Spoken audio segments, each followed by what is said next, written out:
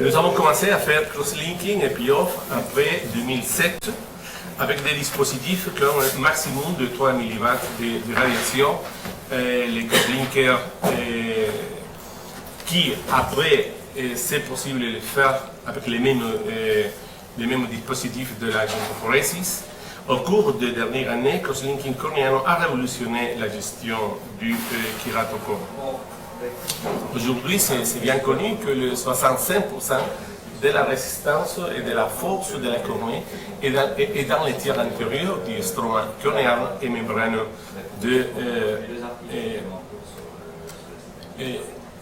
les tiers antérieurs du stroma cornéen et membraneux du Bowman. Seulement, les 35% c'est dans les deux tiers postérieurs et la membrane de cérébrale. Le crosslinking est une technique proposée pour augmenter la rigidité de la cornée chez le patient atteint de kératocone évolutif. Crosslinking implique classiquement de s'épithélialiser mécaniquement la cornée avant l'administration de l'agent photosensibilisant et l'irradiation au ultraviolet. Nous avons commencé, comme j'avais dit, en 2007 avec les cross-linking traditionnels et les protocoles Dresde avec un temps de diffusion de riboflavine de 30 minutes, un temps d'irradiation ultraviolet de 30 minutes aussi, et la puissance d'irradiation de 3 mW et l'énergie totale irradiée de 5,4 joules par centimètre. En effet, nous avons observé une très profonde pénétration dans tous les cas. Dans notre expérience, nous avons observé la ligne de démarcation entre les 300 et les 340 microns. Excusez-moi, comment vous l'avez observé? Pardon? Comment vous l'avez observé cette ligne de démarcation? Ici, comme ça, par exemple. Vous pouvez voir. L'OCT. Exactement, avec l'OCT. Mais nous le pouvons voir aussi avec la microscopie confocale. Mais normalement, dans les jours à jour, nous travaillons sur l'OCT à la clinique.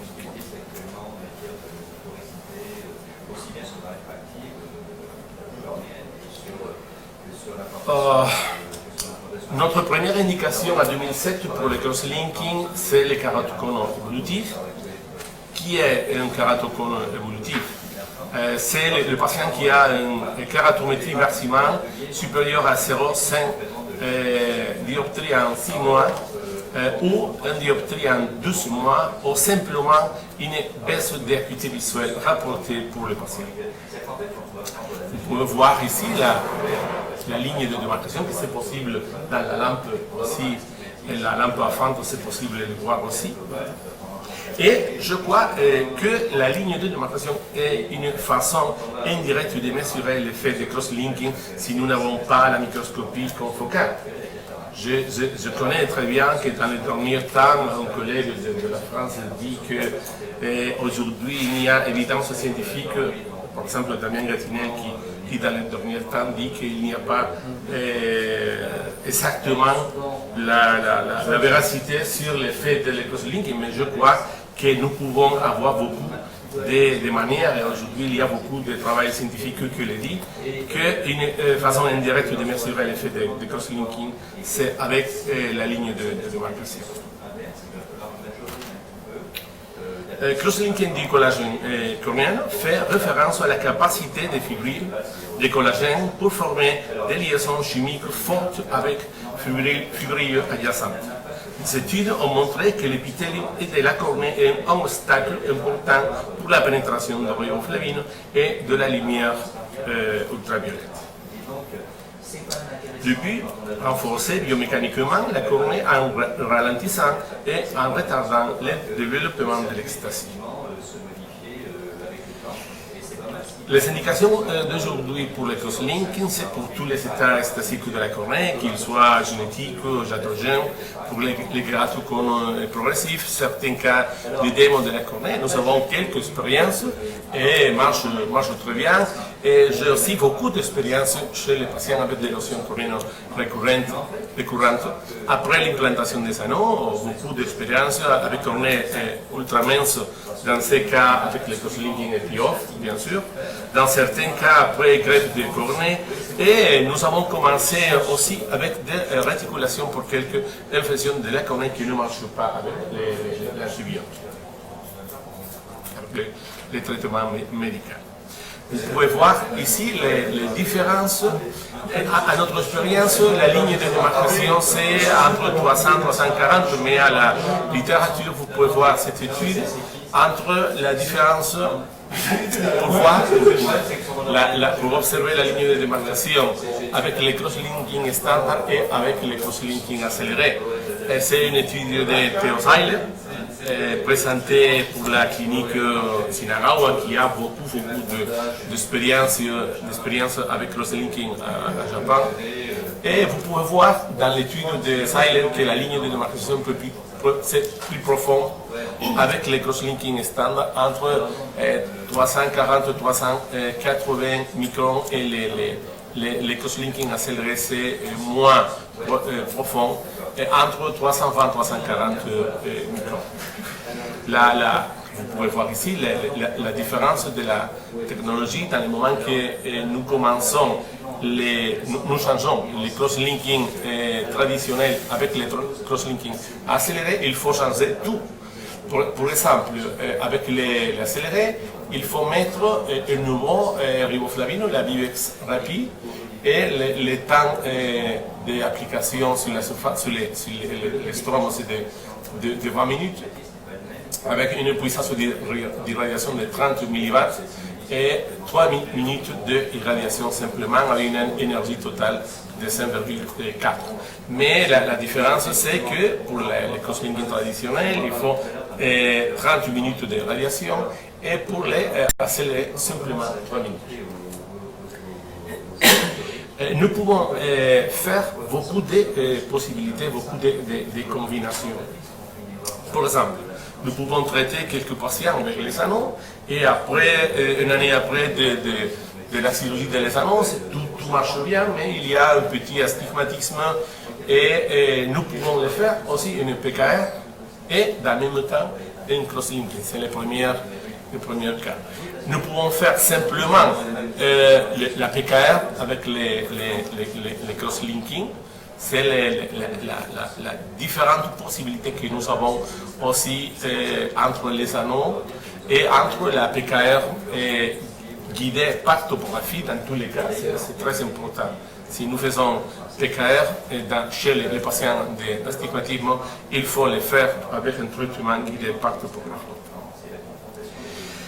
Mais tout marche bien. Chez les traitements avec crosslinking et PIOF, à notre expérience, non. Les crosslinking présentent des effets indésirables essentiellement liés à la désépitalisation réalisée au cours de ces traitements. Nous avons vu certains types d'images comme ça. Hayes, quelques kératites, quelques œils secs sévères, quelques hospitalisations retardées et aussi l'image de droite, c'est la première, c'est uniquement l'unique patient que j'avais vu, infiltré cornéen sous épithélio qui heureusement après 6 mois avec traitement marche bien. Pourquoi nous avons commencé après 2011 avec les crosslinking transépithéliens? Parce que pour fournir un crosslinking plus confortable, l'intégrité épithéliale est la clé. Personne ne discute pas aujourd'hui que si l'épaisseur de la cornée est moins de 4 microns, crosslinking transépithélial est la technique idéale. La solution est utilisée dans l'œil, la conjonction avec l'administration de la lumière, permettant la réticulation sans la nécessité d'enlever l'épithélien cornéen. Riboflavine crée des radicaux libres qui induisent de nouvelles liaisons chimiques dans les collagènes cornéens. Vous pouvez voir ici les 5 différentes riboflavines qu'il y a sur le marché aujourd'hui pour les traitements et Bion, la Ricolinte et Paracel, Mediocross, qu'aujourd'hui c'est de la même compagnie, parce que Avedro a acheté aussi cette riboflavine, Vive Extra et Ricolinte Plus pour le traitement de iontophorex. Aussi une magnifique indication pour le cross-linking et Bion, c'est chez les enfants. Une attention particulière doit être prise chez les patients pédiatriques concernant les douleurs post-opératoires, possibilité de péritite microbienne dans les cross-linking et BIOF, parce que c'est bien connu le frottement de jeu pour les enfants. Et nous considérons, pour moi c'est très important, nous considérons que le diagnostic de kératocone chez les enfants est une urgence que nous devons traiter très rapidement. Et si notre patient a 4, 5, 6, 7, 8 années, je dis c'est un kératocone, je le traite. Directement, je n'attends s'il y a évolution. Je commence le traitement dans le moment que je vois l'enfant avec les diagnostics de kératocone. Le traitement oculaire douloureux est commun chez les enfants et les jeunes adultes atteints de kératocone. La pression répétée des phalanges sur le jeu représente un stress mécanique particulièrement important pour la cornée. Aussi, une autre indication, l'a présenté Iwane Mitsui en 2012 à Moscou, dans la réunion Presbimania. Il pense que c'est bonne idée de traiter après une année avec Orthoca, faire un cross-linking une année après que les jeunes gens commencent le traitement d'Orthoca pour exactement pour fuser. Il n'y a pas de contre-indication connue associée à Ricolin, à le nouveau riboflavine transépithélial, et nous le pouvons prophylactiquement utiliser après l'acide et PKR dans les cornets limites ou dans les cornets que nous pensons qu'il peut aller sur l'ecstasy. Notre expérience avec le linking transépithélial est près de 400 jeux. 148 ont été suivis pendant plus de 12 mois. Comme j'avais dit, nous avons commencé en 2011 avec notre première expérience avec la riboflavine Ricolin TE. C'est une solution hypotonique contenant riboflavine 0,1 et Exhauster pour aider la riboflavine à passer à travers de l'épithélium cornéen intact. Le temps de diffusion de 30 minutes, le temps d'irradiation aussi 30 minutes, la puissance d'irradiation 3 mW et l'énergie totale 5,4 joules. La solution est utilisée dans l'œil en conjonction avec l'administration de la lumière ultraviolet, ce qui permet le cross-linking sans retirer l'épithélium. Mais nous avons avec la possibilité de traiter avec la Ricolin et la pénétration dans l'instrument antérieur et entre 100 et 150 microns. La ligne de démarcation, c'est très superficiel.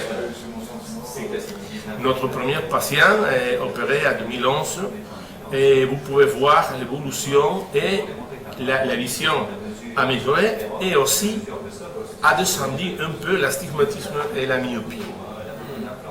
Aucun changement significatif dans le polymératisme, polymorphisme et le nombre de cellules. Ricolin transépithélial sans avoir besoin de retirer l'épithélium cornéen ne doit pas nécessairement effectuer au bloc opératoire. Le cross-linking transépithélial facilite ou réduit les temps opératoires tout en réduisant les malaises post-opératoires pour le patient.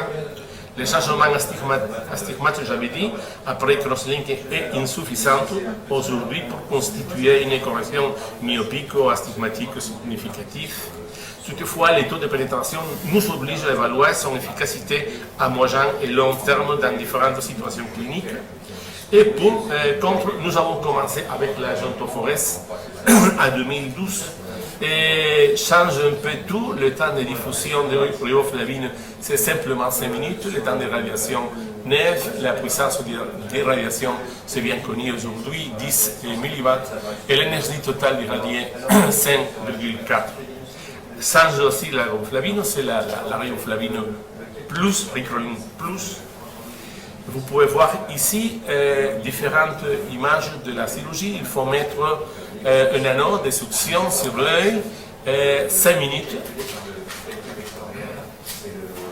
La iontophorèse est le transfert d'agents ioniques dans les tissus au moyen d'électricité.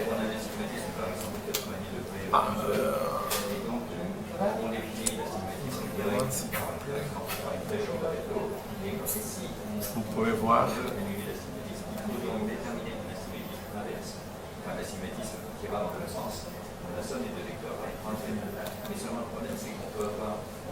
À notre expérience, les résultats, c'est similaire à la cross-linking accélérée, mais pour moi, les post-opérateurs, c'est un peu similaire à cross-linking EPIO. Il y a plus de douleurs dans les post-opératoires, dans les premières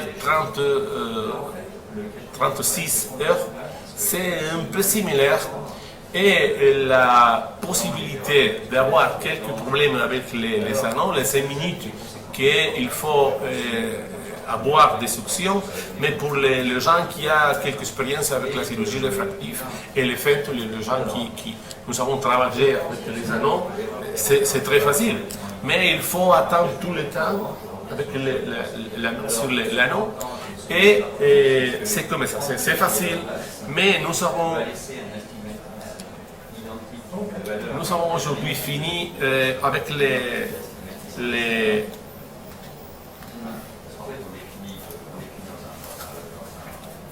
Nous avons fini avec la iontophorèse parce que je n'aimais pas les douleurs post-opératoires dans les premières 24 heures. Et à notre expérience, à notre patient, le patient, tout le monde a un peu de douleurs.